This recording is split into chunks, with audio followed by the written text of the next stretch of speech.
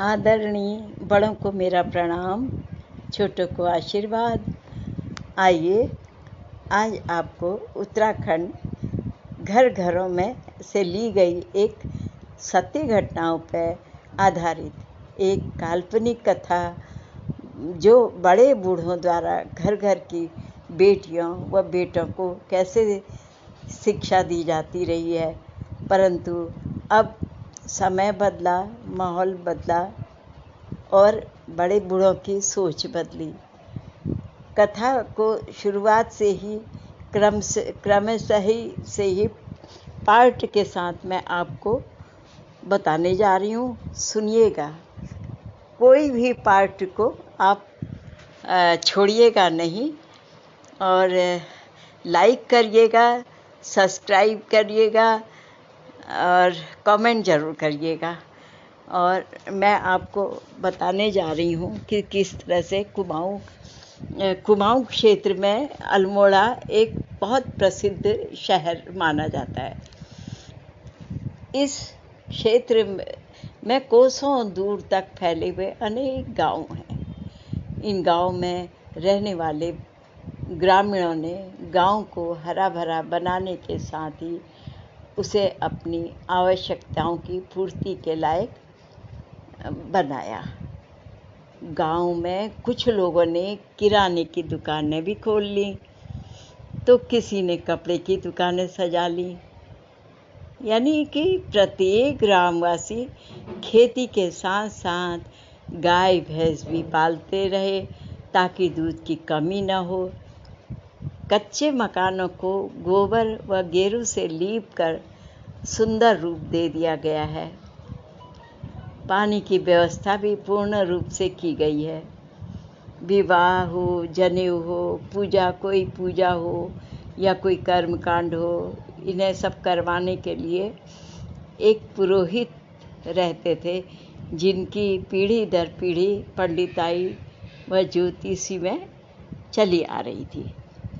ये सारी व्यवस्थाएं इस प्रकार गांव को सुविधा संपन्न बनाने के लिए अनेक प्रकार से किए गए हैं। अल्मोड़े के कई गांव में एक गांव का नाम सोमेश्वर है, जहां एक पटवारी जी रहते हैं। उन्होंने अपने पुश्तैनी मकान को अपनी कुशलता से और सुंदर बना दिया। मोटर मार्ग से आने वाले यात्रियों की दृष्टि जब उनके नीले हरे रंग के मकान पर पड़ती, तो वो कहते, वो देखो पटवारी जी का मकान है। उधर सारे लोगों की निगाहें दौड़ जाती, बहुत सुंदर मकान।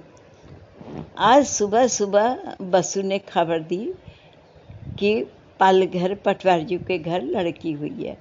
बसु ने पूरे गांव की खबर को इधर से उधर पहुंचाने का जिम्मा लिया था, जिसके बदले उसे भोजन, कपड़ा आदि मिल जाता है। बसु का अपना कोई नहीं है। पूरा गांव उसे बेटी के समान मानता है। बसु किसी के घर लकड़ियां बटोर कर रख देती, तो किसी के घर पानी भर कर रख देती। गांव में किसी को न्योता भेजना हो तो बसु को ही याद करते। इस प्रकार बसु की गुजर बसर भी चलती रहती। पटवारी जी को सारा गांव पहचानता है, क्योंकि गांव वालों का वक्त बेवक्त उनसे वास्ता भी पड़ता रहता है। आज पटवारी जी के घर में बधाई देने वालों का तांता लगा है। बधाई देने वालों के हाथ में दूध का लोटा, पान बताशे, और क्योंकि ऐसे शुभ अवसर पर गांव में ये वस्तुएं जच्चा बच्चा को देने की रीति चली आ रही थी। 11वें दिन नामकरण संस्कार हुआ। पुरोहित ने कुंडली बनाकर उसका नाम कांता, कोकिला तथा कमला बताया। उस दिन गांव की महिलाओं ने पटवारी जी के घर में खूब गाने गाए, और फिर सभी लोगों ने मिलकर नृत्य कर अपनी प्रसन्नता प्रकट की। खूब ढोल ढमाके होते रहे। अंत में भोजन करके सभी गांव वाले अपने अपने घर लौट गए।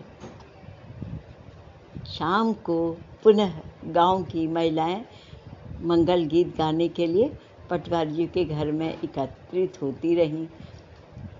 शकुन आकर गाने के बाद ढोलक मजीरे की आवाज़ के साथ ही गीत शुरू हो गए।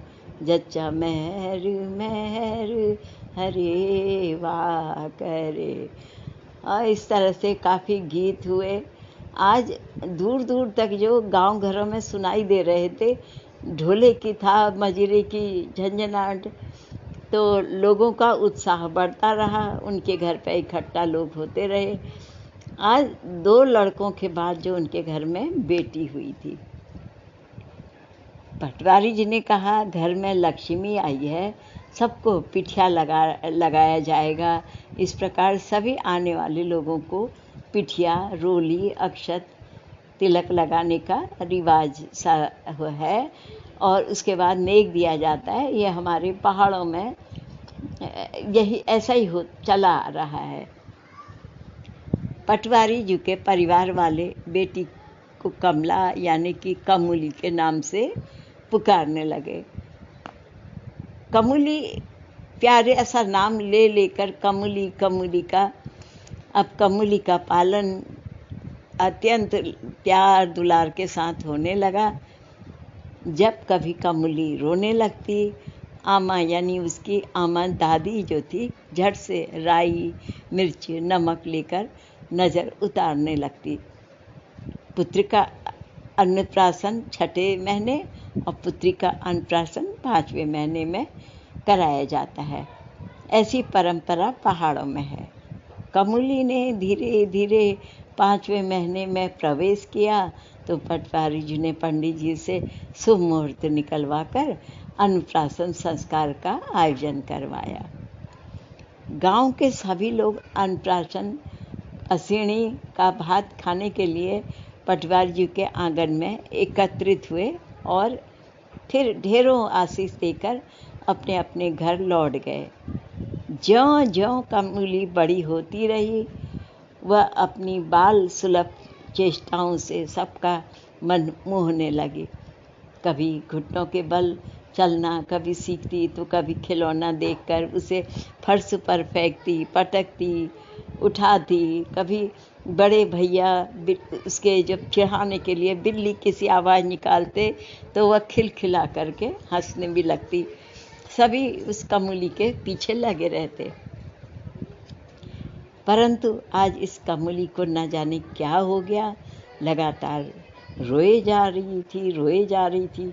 ईजा बहुत परेशान थी, दूध भी नहीं पी रही थी, न जाने क्या तकलीफ हो गई है।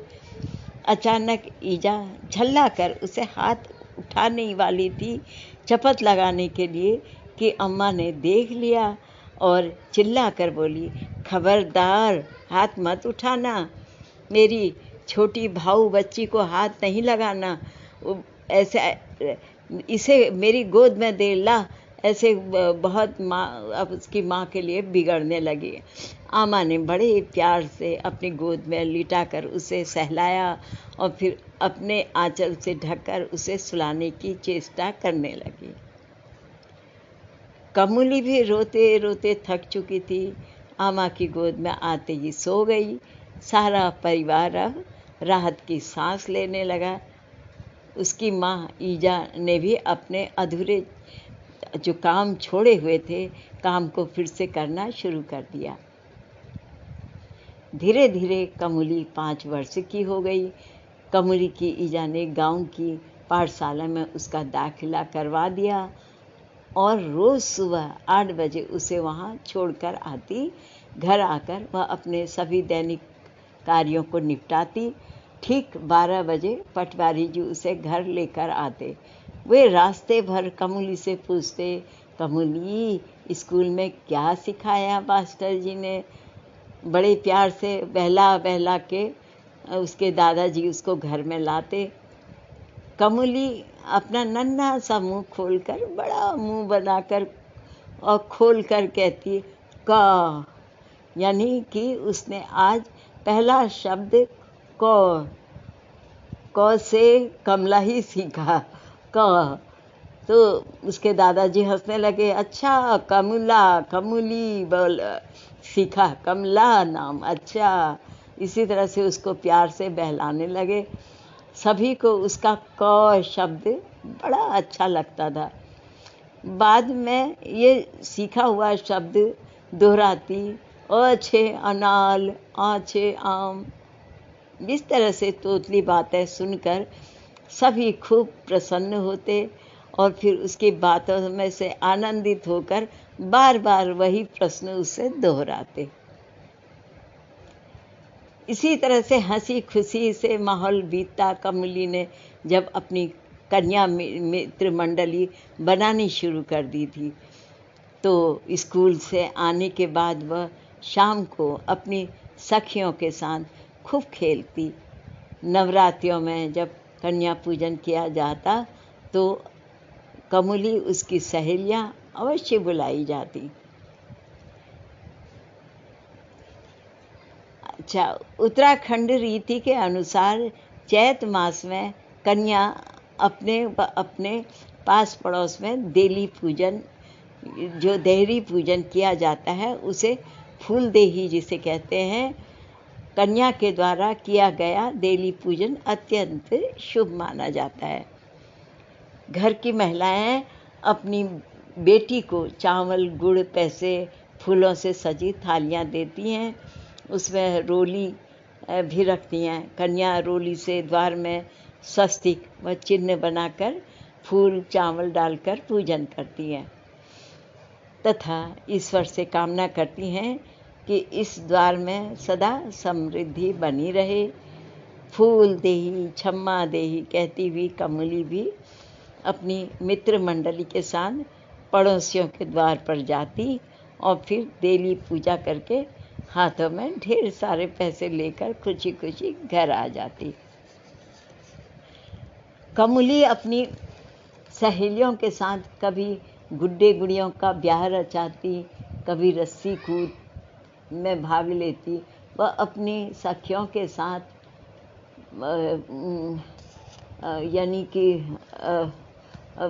यानी जो पत्थर की दानी आप लोगों ने भी देखी होगी, जिसने भी नहीं देखी वो छोटे छोटे पत्थर के टुकड़े होते थे, वहाँ पे दानी कहते थे।